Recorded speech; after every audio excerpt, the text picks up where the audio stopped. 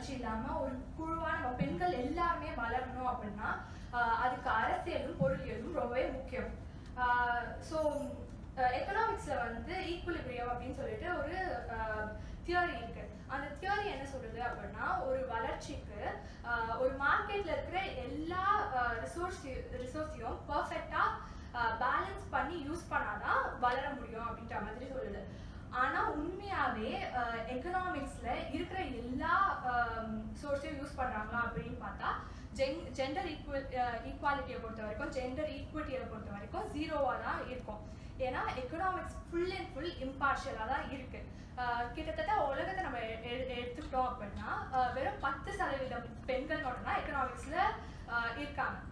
ஏன் இப்படின்னா, இப்போ நம்மளோட சீஃப் கெஸ்ட் வந்து சொன்னாங்க, பெண்கள் வந்து காலையில அவங்க பிஸ்னஸ் எடுத்து நடத்தும் போது ஒரு மென்னோட ஜாக்கெட் போட்டுட்டு இருக்கணும். நான் அவங்க ஈவினிங் வீட்டுக்கு போகும்போது ஒரு விமனா மாறி அந்த வீட்டுக்குள்ள என்டர் ஆகணும் அப்படின்னு சொல்லிட்டு. ஆக்சுவலா இதுவே வந்து எக்கனாமிக்ஸ் வந்து காலமா நம்மள திங்க் பண்ண வச்ச ப்ராசஸ். ஏன்னா இது வரைக்கும் இருந்த எல்லா எக்கனாமிஸ்டும் முக்கால்வாசி கூட இல்லை, ஒரு 90% மேல ஆண்களா இருந்தாங்க. அந்த ஆண்கள் கொலாப்ஸ் பண்ணி வச்சதுதான் இந்த எக்கனாமிக்ஸ். அந்த எக்கனாமிக்ஸால தான் நம்ம வந்து இந்த மாதிரி ஒரு ஆண் ஜாக்கெட்டை வேர் பண்ணணும் அப்படின்னு சொல்லிட்டு. ஆனால் அது கம்ப்ளீட்டா அன்னெசரி. விமன் வந்து இன்னும் அதிகமா பார்ட்டிசிபேட் பண்ண ஆரம்பிச்சோம். எக்கனாமிக் தியரியையே நம்ம ரீரைட் பண்ண வேண்டிய ஒரு நெசசிட்டி இருக்கு. ரீரைட் பண்ணா இந்த மாதிரியான நீட் இருக்காது. ஸோ நம்ம 2 வாரத்துக்கு முன்னாடி பார்த்தோம் அப்படின்னா, எக்கனாமிக்ஸ்ல வந்து ப்ரொஃபஸர் எஸ்தர் டுஃப்ளோ அவங்க வந்து second women to get Nobel prize for economics. இதுல என்னன்னா, இவங்க வந்து அவங்களோட 2 கொலீக்ஸோட சேர்ந்து இந்த அவார்ட் வாங்குறாங்க. ஆனா இருக்கிற நிறைய நியூஸ் ஹெட்லைன்ஸ் எப்படியா இருக்கு அப்படின்னா, அபிஜித் பானர்ஜி வந்து one of the colleagues. So Abhijit Banerjee along with Esther Duflo gets Nobel prize for economics அப்படின்னு இருக்கு. அலாங் வித் இஸ் வைஃப் வந்து டுஃப்ளோ வந்து வெறும் வைஃபா தான் கன்சிடர் பண்றாங்களே தவிர அவங்களையும் ஒரு இண்டிவிஜுவலா கன்சிடர் பண்ணவே தவறாங்க. ஆனா எஸ்தர் டுஃப்ளோ வந்து இருக்கிற கொஞ்சம் விமென்ல இவங்க வந்து ஒரு ஜெண்டர் ஸ்டடி பண்ணியிருக்காங்க. அந்த ஜெண்டர் ஸ்டடி வந்து ரொம்ப இம்பார்ட்டண்டான ஸ்டடி. அது என்ன சொல்லுது அப்படின்னா, விமெனுக்கு வந்து நம்ம கோட்டா வேணும் அப்படின்னு சொல்லிட்டு நம்ம பாலிடிக்ஸ்ல கோட்டா வேணும் அப்படின்றத வந்து நம்ம தொடர்ச்சியா முன் வச்சுட்டு வரோம். இந்த மாதிரி கோட்டா சிஸ்டம் இருந்தா பெண்கள் வந்து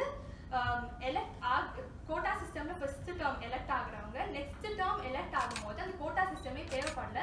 ஏன்னா மென்னோட மென்டாலிட்டி மைண்ட் செட்டே அது மாத்துது அப்படின்னு சொல்லிட்டு. அப்போ அவங்க சொன்ன ஒரு விஷயம் வெறும் ஒரு ஜெண்டர் கோட்டாவை இம்ப்ளிமெண்ட் பண்றதுக்கு கூட எக்கனாமிக்ஸ் தான் முக்கியமா இருக்கு. அவங்க ஒரு இண்டிவிஜுவலா இதை முன்னெடுத்து வைக்கும் போது இன்னும் பல பெண்கள் இன்னும் பல சிந்தனைகளை எக்கனாமிக்ஸ்ல போடும்போது மொத்த பெண்களாவே வளர்ச்சியை வந்து ஈஸியா இன்னும் அச்சீவ் பண்ணலாம். ஸோ நம்ம 2 நாட்டை வந்து நான் இங்க எக்ஸாம்பிளா சொல்லணும் அப்படின்னு சொல்லிட்டு நினைக்கிறேன்.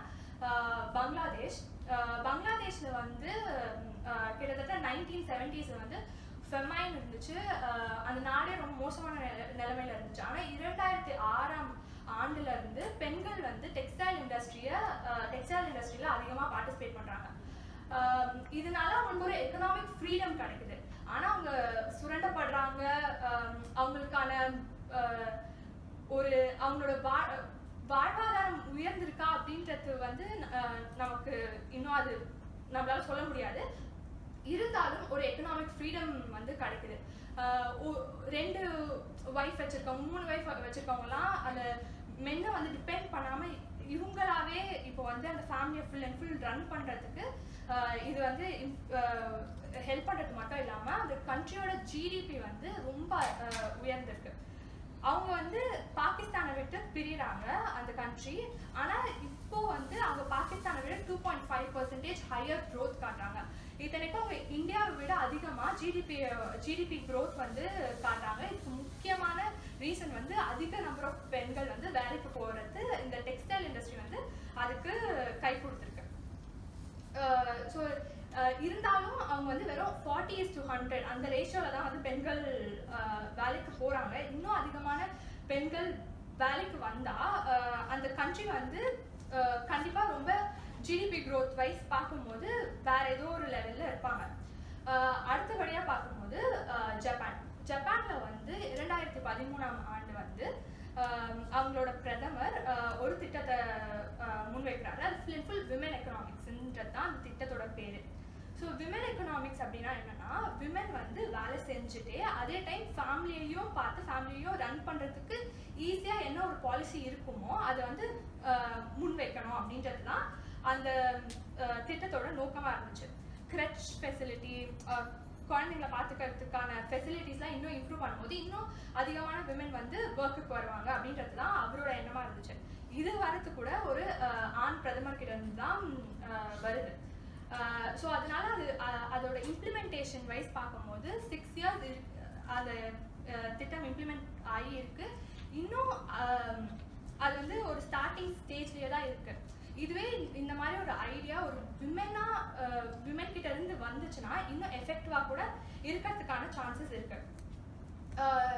நம்ம எக்கனாமிக்ஸை பொறுத்த வரைக்கும் பார்த்தோம் அப்படின்னா நிறைய பிரச்சனை எங்கேருந்து தொடங்குது அப்படின்னா அன்பேட் கேர் ஒர்க் அப்படின்னு சொல்கிறாங்க. இதை பற்றி நிறைய பேர் சொல்லியிருந்தாலும் பெண்கள் செய்கிற வீட்டு வேலை கிட்டத்தட்ட பெண்கள் வந்து 6 மணி நேரம் இல்லை 6 மணி நேரத்துக்கு மேலே அவங்களோட தினசரி நாளை வந்து இந்த அன்பேட் கேர் ஒர்க் அப்படின்னு சொல்லப்படுற வீட்டு வேலைகளுக்கு வந்து செலவழிக்கிறாங்க. இதுவே ஆண்களை நம்ம எடுத்துக்கிட்டோம் அப்படின்னா அவங்க 1 மணி நேரத்துல குறைஞ்சது அவங்க 1 மணி நேரம் அவ்வளோதான் ஸ்பெண்ட் பண்ணுறாங்களே.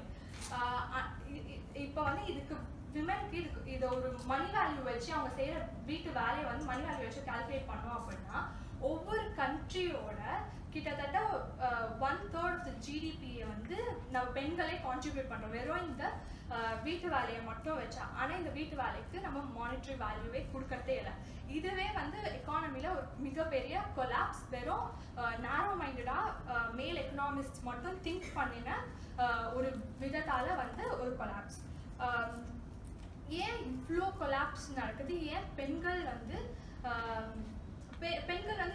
இது முன்னாடியே சிந்திக்கலையா? ஏன் இன்னும் அதிகமான விமன் பார்ட்டிசிபேஷன் இல்லை அப்படின்னு சொல்லிட்டு இந்த துறையில் பார்த்தோம் அப்படின்னா ஒரு அமெரிக்கன் எக்கனாமிக் அசோசியேஷனோட ஒரு சர்வே இருக்கு.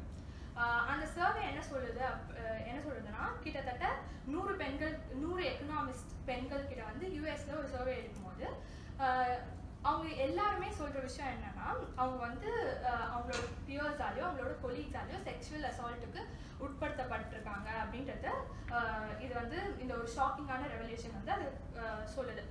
இது மட்டும் இல்லாமல் பெண்கள் வந்து எக்கனாமி ரிலேட்டடாக ஒரு கான்ஃபரன்ஸில் பேசணுன்னாலோ செமினாரில் பேசணுன்னாலோ அவங்களுக்கு வாய்ப்பு கிடைக்கிறது இல்லை.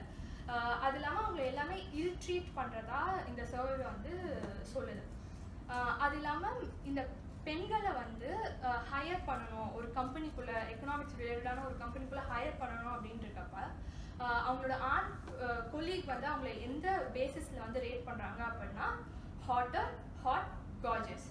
இதையும் அந்த சர்வே வந்து சொல்லுது. அதனால பெண்களோட பார்ட்டிசிபேஷன் அப்படின்றது ரொம்பவே கம்மியாக அதிகமான பெண்கள் வந்து இந்த ஃபீல்டை வந்து செலக்ட் பண்ணாமல் போகிறாங்க. அது செலக்ட் பண்ணுற ஒரு சில விமனையும் வந்து அந்த ஃபீல்டை விட்டு வெளியில் போக விட்டு டிஸ்கண்டினியூ பண்ண வைக்கிறாங்க. ஸோ அதனாலேயே எக்கனாமிக்ஸ் வந்து ஒரு நேரோவான ஸ்கியூடான பாயிண்ட் ஆஃப் வியூவில் தான் இப்போ வரைக்கும் இருக்கு. அது இல்லாமல் பெண்கள் வந்து இந்த சர்வேல வந்து பெண்கள் இன்னொரு விஷயத்த சொல்கிறாங்க. பெண்கள் வந்து அவங்களே ரேட் பண்ணிக்கணும் ஒரு மேத்தமேட்டிக்கல் அவங்களோட மேக்ஸ் வந்து எந்த அளவுக்கு இருக்குது அப்படின்னு சொல்லிட்டு ரேட் பண்ணிக்கணும்னு சொன்னால் அவங்க வந்து ஆண்களை விட கொஞ்சம் அவங்களோட அந்த திங்கிங் அந்த எபிலிட்டி மேக்ஸ் ஹேண்டில் பண்ணுற எபிலிட்டியில் கம்மியாக இருக்கிறதா அவங்களுக்குள்ளேயே நிறைய விமென்க்கு அந்த ஒரு இன்ஃபீரியாரிட்டி காம்ப்ளெக்ஸ் இருக்குது. ஆனால் அது தப்பு, அந்த மாதிரி கிடையாது. விமென்க்கும் ஈக்குவலாக தான் இருக்குது. ஆனால் அதை நம்ம ரியலைஸ் பண்ணணும் அப்படின்றது தான் முக்கியமான விஷயம். ஸோ எக்கனாமிக்ஸில் இருக்கிற பெண்கள் வந்து பேச முடியாமல் ஒடுக்கப்படுறதால ஒரு ஜேர்னலிஸ்ட் வந்து ஒரு புக் எழுதுறாங்க. அந்த ஜேர்னலிஸ்ட் வந்து கேத்ரின் மார்க்கல் அப்படின்ற ஒரு ஜேர்னலிஸ்ட். அவங்களும் ஆக்சுவலாக லாஸ்ட்டாக ஒரு நோபல் ப்ரைஸ் அவார்டை வந்து இன்டர்வியூ பண்ணும்போது உன்னோட கொஸ்டின்ஸ் யார் கொடுத்தா, எந்த மேல் பாஸ் கொடுத்தாரு அப்படின்னு தான் கேட்டிருக்காங்களே தவிர அவங்கள ஒரு ஜேர்னலிஸ்டாக கூட, ஒரு ஃபீமேல் ஜேர்னலிஸ்டாக கூட அவங்க ரெஸ்பெக்ட் பண்ணலை. ஸோ அவங்க என்ன சொல்ல வராங்க அப்படின்னா, இந்த எக்கனாமிக்ஸில் இருக்கிற பிரச்சனை வந்து இன்னைக்கு தொடங்கினதில்லை, அது ஆரம்ப புள்ளி, அதுக்கு போட்ட பேஸ்மெண்ட்டே தப்பானதாக தான் இருக்குது அப்படின்னு சொல்லிட்டு நம்ம எக்கனாமிக்ஸில் நம்ம பண்ணுற கால்குலேஷன் எல்லாமே எக்கனாமிக் மேன் அப்படின்ற ஒரு ரெப்ரசன்டேட்டிவ் வச்சு தான் அந்த தியரிஸ் எல்லாமே டிரைவ் பண்ணுறோம். எப்படி மேக்ஸில் வந்து நமக்கு ஒரு தியரி டிரைவ் பண்ணோமோ அதுக்கு வந்து ஃபார்முலாஸ் அந்த மாதிரி இருக்கும். ஒரு மேல் சாம்பிளை வந்து அவங்க யூஸ் பண்ணி, எக்கனாமிக் மேன்ன்ற ஒரு சாம்பிளை யூஸ் பண்ணி தான் அவங்க எல்லா ஃபார்முலாஸுமே டிரைவ் பண்ணுறாங்க. அப்படி இருக்கும் போது இந்த எக்கனாமிக் மேனுக்கான ஃபீச்சர்ஸ் என்னவா இருக்குது அப்படின்னா, ரொம்ப இண்டிபெண்ட்டான பர்சன், ரொம்ப ரேஷ்னலான பர்சன். நம்ம வந்து இப்போ இருக்கிற சமூகம் இதெல்லாம் ஆணுக்கான குவாலிட்டிஸ் என்னென்னலாம் சொல்லுதோ அந்த எக்கனாமிக் மேனுக்கு அது பொருத்திருக்காங்க. பொருத்தி தான் ஆடம் ஸ்மித் அப்படின்ற ஒருத்தர் வந்து வெல்த் ஆஃப் த நேஷன்ஸ் அப்படின்ற ஒரு கான்செப்டை வந்து சொல்கிறாரு. ஸோ வந்து அவர் வந்து கேட்குறாரு வெல்த் ஆஃப் த நேஷன்ஸில், உங்களுக்கு வந்து எப்படி சாப்பாடு வருது, நைட்டு டின்னர் உங்களுக்கு எப்படி வருது அப்படின்ட்டு அவர் வந்து கேட்குறாரு. அது வந்து ரொம்ப இம்பார்ட்டண்ட்டான, அது எக்கனாமிக்ஸோட ஒன் ஆஃப் த ஃபவுண்டேஷன்ஸாக இந்த கொஸ்டின் வந்து பார்க்கப்படுது.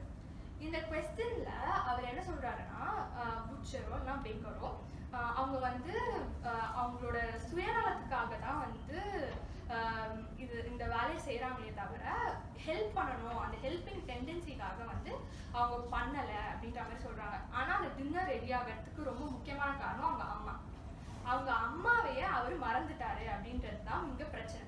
அவரோட அம்மாவை அவர் ஞாபகம் வச்சு பண்ணியிருந்தா அவங்க அம்மாவோட வேலைக்கும் அவங்க அம்மா அவருக்கு அந்த சமையலை செஞ்சதுக்கு ஏதோ ஒரு லவ்வோ இல்லைன்னா அதுக்கு பின்னாடி ஏதோ ஒரு ரீசன் இருக்குல்ல, அந்த ரீசனை கால்குலேட் பண்ணி எக்கனாமிக்ஸாக அணுகியிருந்தா நம்ம இன்னும் அதிகமாகவே நமக்கான இண்டிபெண்டன்ஸ் வந்து கிடைச்சிருப்போம். அது இல்லாமல் இந்த லவ் மாதிரியான ஒரு இதுக்கு வந்து ஒரு கால்குலேஷன் போட முடியலை அப்படின்னாலும் அன்பெய்ட் ஒர்க்குன்னு அந்த ஹோம்ல பண்ணுற நிறைய பெண்கள் இன்னும் சிக்கிக்கிட்டு இருக்காங்கல்ல, அவங்கள வந்து இப்போ இல்லை ஃபவுண்டேஷன் போடும்போது மீட்டிருக்கலாம் அப்படின்றது தான் வந்து அவங்க சொல்கிற கருத்து. ஸோ அதனால நம்ம வந்து எக்கனாமிக்ஸில் இன்னும் அதிகமான பெண்கள் வந்து பார்ட்டிசிபேட் பண்ண வேண்டிய அவசியம் இருக்குது. அது இல்லாமல் ஏற்கனவே பண்ண பெண்கள், இப்போ இந்த எஸ்தர் துஃப்லோவோட அந்த கண்டுபிடிப்பு, அந்த ஜெண்டர் கோட்டா கண்டுபிடிப்பு வந்து நம்ம எத்தனை பேருக்கு தெரிஞ்சிருக்கு.